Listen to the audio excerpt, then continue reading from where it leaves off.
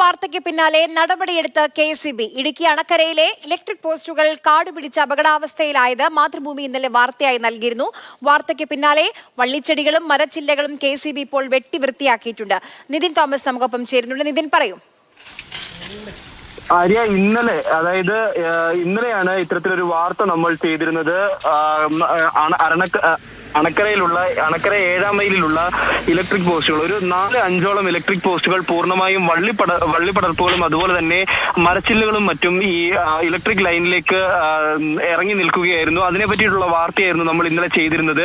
ഇന്നലെ വാർത്ത വന്നതിന് പിന്നാലെയാണ് KSEB ഉടനടി തന്നെ നടപടി എടുത്തിരിക്കുന്നത്. ഇന്ന് രാവിലെ മുതൽ ആരംഭിച്ച ജോലികളിൽ ഇത് പൂർണ്ണമായും വെട്ടിമാറ്റി KSEB പോസ്റ്റുകളും ഇലക്ട്രിക് ലൈനുകളും ഒക്കെ തന്നെ സുരക്ഷിതമാക്കിയിരിക്കുകയാണ്. പൂർണ്ണമായിട്ടും അപകടാവസ്ഥ ക്ഷണിച്ചു വരുത്തുന്ന രീതിയിലായിരുന്നു ഈ പ്രദേശങ്ങളിലൊക്കെ തന്നെ വള്ളിപ്പടർപ്പുകളും അതുപോലെ തന്നെ മരച്ചില്ലകളും ഒക്കെ തങ്ങി നിന്നത്. എന്നാൽ ഇത് കൃത്യമായിട്ട് വെട്ടിമാറ്റാത്ത ഒരു അനാസ്ഥയായിരുന്നു നമ്മൾ ആ വാർത്തയിലൂടെ പുറത്തുവിട്ടത്. വാർത്തയ്ക്ക് പിന്നാലെയാണ് ഇപ്പോൾ ഇത്തരത്തിലൊരു നടപടി എടുത്തിരിക്കുന്നത്.